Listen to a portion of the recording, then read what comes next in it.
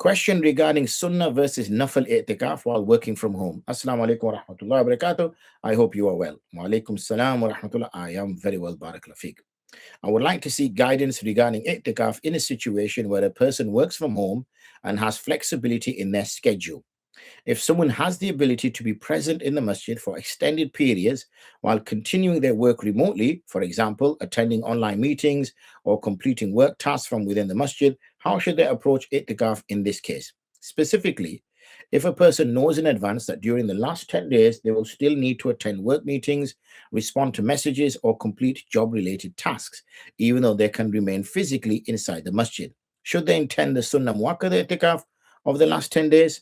Or would it be more appropriate in such circumstances to perform Nafl Itikaf instead, in order to preserve the sanctity and spirit of Itikaf, given that the work-related activities may reduce focus on Ibadah?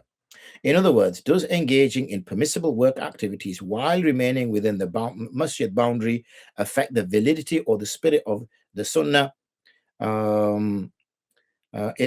And is there a preference between intending Sunnah or Nafl in such a scenario?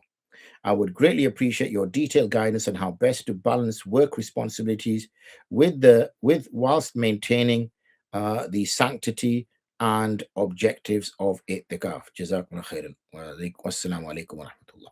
Okay, I answered in the last question that when it comes to a person being in itikaf, then the only things he can do are those what we call al-darura asliya.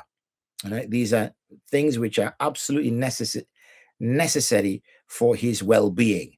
Sleeping is necessary for his well-being, and he's even permitted to sleep in the masjid. Okay, visiting the bathroom is absolutely necessary for his well-being. He cannot bring that into the masjid, so he may even leave the masjid to do that. Eating food is absolutely necessary for his well-being. So the food should be brought to him in the masjid, but if for whatever reason the food can't be brought to him, then he may leave the masjid in order to get food and then return almost immediately. When it comes to this type, then he is only permitted to engage in some form of transactions or trade, which is absolutely necessary, meaning that he has to do this, otherwise he will not be able to eat, or he will not be able to provide for himself, or out of necessity he needs to provide for his family, meaning he's stuck.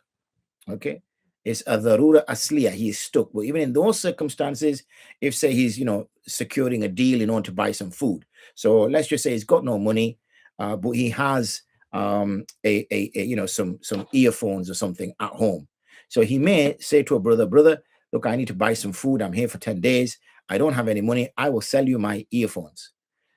Even though he doesn't have his earphones on him, and he says, which ones? The ones I wear. No, okay, I'll give you £100. Fine. He gives him £100. He can now go use that £100 to buy some food. But if a person who's in itikaf has no need for that, then it is disliked. It is disliked to engage in work.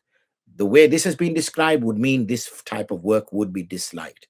Really, he should be dedicating his time to the ibadah and the itikaf in general, not necessarily being distracted by work. So therefore, it would make more sense that this person is involved in a nafl itikaf, whereby he can work from the masjid, so to speak, but when he finishes his work, he can then dedicate his time to solitude, to worship, and do what he was supposed to be doing there, rather than the sunnah itikaf.